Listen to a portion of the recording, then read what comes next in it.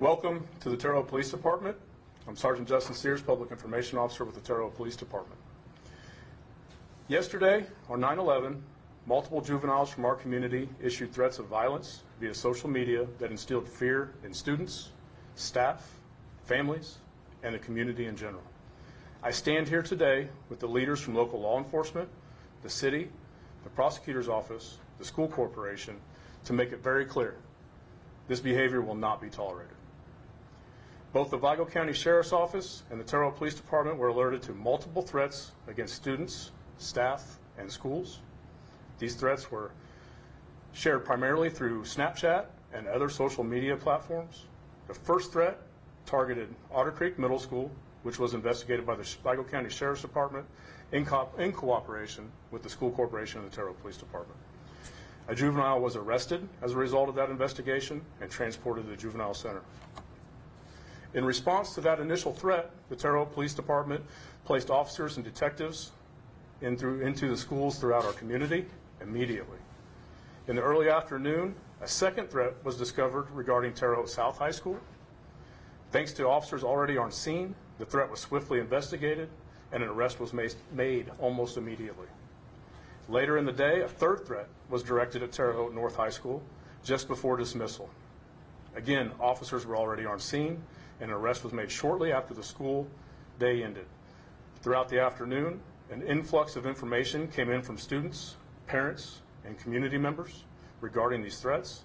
Detectives investigated each report thoroughly, although many were related to the earlier incidents.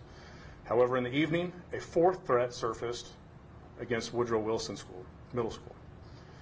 Detectives identified the source, and a fourth juvenile was arrested shortly after.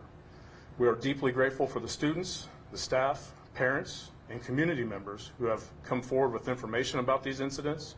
It's important to note that we are not alone in facing such threats. Communities across the country, as close as nearby counties, have experienced similar incidents, often involving identical photographs with edited text messages. Preliminary investigations indicate that none of the juveniles involved in these threats had the means or ability to carry them out.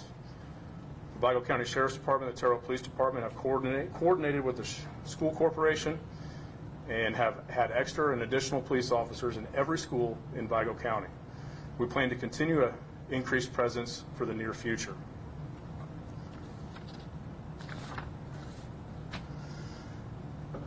With that being said, I'd like to address the issue of the release of information that most people have had concerns or have inquired upon. The Terre Haute Police Department prioritizes releasing information with the safety of the community as a top priority, followed by the needs of the investigation. When officers were already on scene at the high schools during the reported threats and arrests were quickly made, it was determined that releasing information immediately would compromise the preservation of evidence and the ability to interview witnesses effectively. Additionally, the threat at Woodrow Wilson School was reported and investigated after school hours. Our goal is to provide timely information. However, we must ensure that it is both complete and accurate. Investigations involving juveniles often require more time due to the necessity of adhering to the due process, which includes the presence of parents and guardians during the investigation. We appreciate the community's understanding as we work to protect both the safety and justice of our community. At this time, I'll introduce Mayor Sackbun. I'll have a brief announcement, and then we'll take questions after. First and foremost, I really want to reiterate what Officer Sears hit on, and that is our focus on public safety in the community, which of course includes school safety for our kids in the Vigo County School Corporation. As Justin also mentioned, mayors, governors across the United States of America are seeing this trend the last couple of days.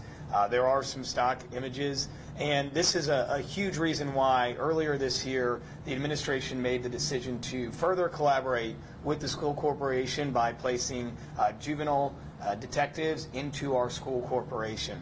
That paid off tenfold yesterday as the events turned out. Additionally, I want to reiterate the administration's decision to have a task force with the FBI. Thanks to that task force, we were able to help our county and our corporation as well as surrounding counties. The Terre Haute Police Department, the Vigo County Sheriff, the Prosecutor's Office, and the School Corporation were in direct communication throughout the day with the Terre Haute Police Department also assisting surrounding counties navigate these challenges. We will continue to work in close partnership, the teams represented here today, with our focus being on public safety and, of course, protecting the Vigo County School Corporation. There is a cost to all of this. You will see the increased officers in their presence in our schools. You also see more state troopers in and around the community. So we are definitely working with our state partners and our federal partners in an effort to keep our kids and our communities safe. Thank you. We'll now take any questions, and I'll work as the moderator. As we take questions. Yeah, I'm better WTHI. So specifically, what were the threats that were made? And you did mention that they originated, you said, on Snapchat. Was that the original source, or had they simply been shared to Snapchat? The original threats were directed specifically at schools. Due to investigation things, there are a few things that we can't specifically say. It's still open and ongoing. Most of them were shared. At this point, we believe that were shared. Some of them have even popped up as almost stock photos from other agencies and other cities and communities, all the way from Texas, Alabama, Arkansas, Kentucky, Virginia. Some of the same photos that we've seen and investigated are already out there and have been out there for almost the last week. And just to clarify, it was gun threats, correct? Shootings? Some were more vague, but still were obviously meant to instill fear in our community. But yes, some were pictures of weapons or mentioned weapons.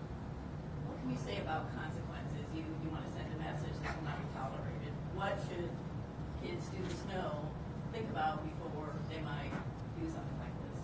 On the Terre Haute Police Department side, before I'm sure Prosecutor Modisett would like to address that, we want it to be known that we obviously take every threat as a credible threat, and we will investigate it thoroughly.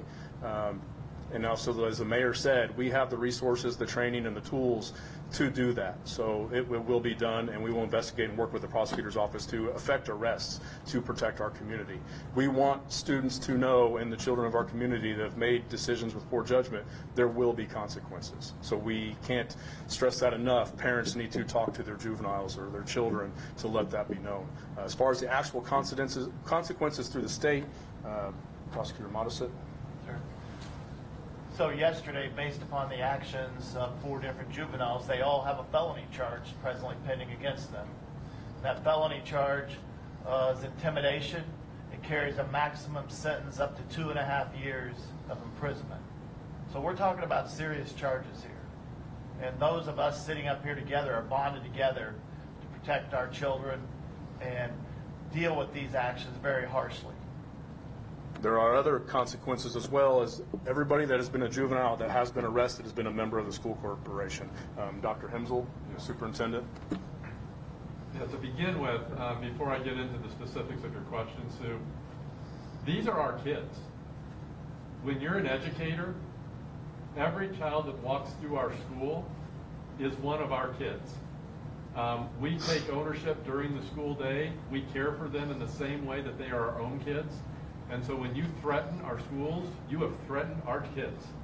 And that's the perspective from which our staffs worked yesterday. You threatened one of our kids, and our staff pulled together, partnered with our local law enforcement agencies to make sure that our kids were protected and were safe. With that being said, I can't get into specifics because I am bound by the Family Education Rights and Privacy Acts. And even though these kids have disrupted our school community, they also are afforded those privacy rights. But I can tell you that we will go through our appropriate due process procedures, and there will be consequences for their actions that are within what we can do statutorily. But I can't get into the specifics of that other than to say that there will be consequences that are within the statutory availability, but we will also respect the privacy rights that these individuals have had afforded to them. Are we able to get grades or ages for any of these students? Okay. Not unless you want me to violate the law. In addition to what Dr. Hemsel stated, is everybody up here either has a child in a school or a neighboring community school, so we don't just respond as police officers, we respond as parents or family members or related to the faculty and staff. So that's how we treat every one of these incidents with the utmost seriousness. So throughout the 3 or 4 different incidents, how were they reported to the police? Was this through social media, parents concerned calling, or? Again, the benefit of our great relationship with the other law enforcement and our school corporation, most of them came through the school corporation. Somebody in the school, a student or a parent, did the right thing and reported it to the school corporation, and it immediately gave it to us. Unfortunately, after the Otter Creek incident, but we already had officers in almost all the schools. And again, today and this morning, I'm sure most people noticed it, we had members of deputies and officers in every Vigo County school, additional, and since 7:30 this morning, we've had additional officers there. And we'll keep a heavy presence there as long as we need it.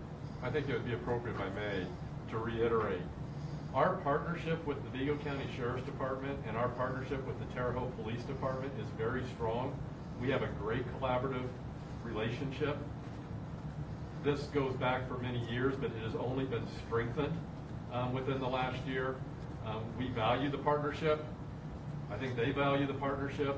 And yesterday, watching it in action only reiterated that we are doing good stuff together in terms of partnering and collaborating together. So going off of that, how did you guys collaborate together on this specific issue? The best thing is just the share of information initially. And then, of course, we already have, like the mayor said, the SPO program is already in the schools, so we already have police officers there. The Vigo County School Corporation has been ahead of the game for over a decade as far as having officers in all the schools. We were one of the first communities to do that. So we've already had that relationship there, and then coordinate with the local law enforcement as well. And then Sheriff's Department, the Terre Haute Police Department, it's the same way. Information flows both ways, back and forth, and it makes our job to use each other's assets. To be able to share some of the assets that we have through our task force officers and the resources that we get with those task force officers, it's priceless, especially days like yesterday. So I know that you had mentioned there will be an increased police presence at the schools. What happens now and what happens today? Should people be concerned, and what will police activity look like at the schools today? Even since the beginning of the year, the Terre Haute Police Department has had additional patrols in the school zones, in the schools, and that's part of the relationship that we're building not only with the staff but with the students. So they're seeing the officers, they're interacting with the officers. So we'll be, in addition to that, we'll keep a presence as needed. We'll still work different cases, and it'll change a little bit from back and forth. But our goal is whatever's needed, we can provide. I think it would also be important to reiterate, Mr. Sears had already spoken earlier. Our kids are safe right now. I mean, there was nothing that we have found in these investigations that indicate that it is unsafe to send your kids to school. We are taking extra precautions. We're doing extra things. These are our kids, and we're doing everything possible to keep them safe. Our kids are in school. The kids that are in school are safe, and parents should not worry about that. I have 2 children in Vigo County schools, in different schools, and they're both at school today. I had conversations with both of my children, like I'm sure most members of our community have, and they neither one of them had a qualm with going to school today. They both are familiar with their school resource officers. They know them by name. They interact with them every day. They feel safe when they go to the school. And like I said, and I'm sure like everybody else here, our children are in school today as well. So there have been other threats made in other areas here in Indiana. Have you had any conversation with other law enforcement agencies about, similar threats? Briefly, I had a conversation this morning. It's the same thing. A lot of the different media outlets were doing the same thing, and they're arresting people for the same incidents, the same text messages, the same threats. Just like we're trying to instill, we will not tolerate this. We are not going to allow you to put our community into fear without consequence. And one last thing for me, is there any reason to believe that these individuals were in any way connected? At this point, no. It doesn't. We don't have any information that says there's any sort of conspiracy between the two. In fact, it looks more like initial preliminary investigation shows that it's more of a copycat type version, and hopefully we'll find out more as the investigations go. So these students are copying kind of what they're seeing nationally and taking it just... TikTok, Snapchat, different trends. And then I do want to stress that a lot of these, they're just sharing it.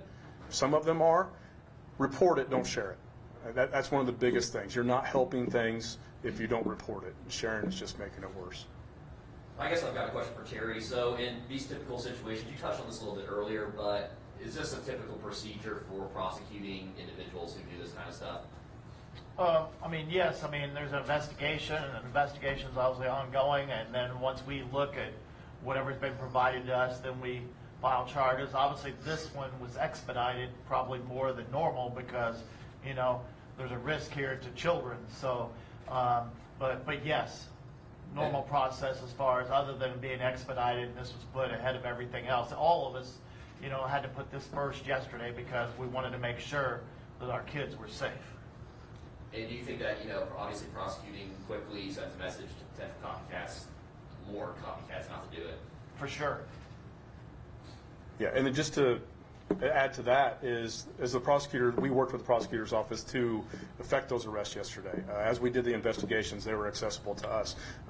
Not everybody just up here. We're all in it together. However, we need help from our community as well. And that goes back with the parents and the responsible adults. And that's how we work as a team, and that's how we grow as a community. So it's not just us. We can't do our job without the assistance of our community. We're all for juveniles taken to the juvenile center. Yes. Anything you would urge families and students to do or not to do in these cases, because there's a lot of false information shared. Yeah, My step in. absolutely. So we need our parents to get involved. This is a national incident that's been going on over the last few days. It's shameful that this happened on 9/11 here. But we need our parents to get involved. We need our parents to talk to their children, to look in their phones, tell them not to repost things that they see, to inform an adult about them. But the parents have to get involved here. We're just reactionary.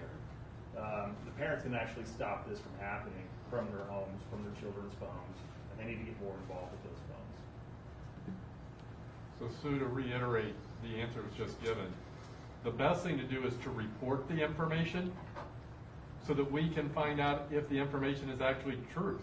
Because many of the things that were shared, if they had been reported to us, we would already have known that they were part of this Absolutely. national thing that was going on. But when we share things and we continue that sharing, it actually builds the fear instead of reporting it to people who can actually investigate it and do something about it.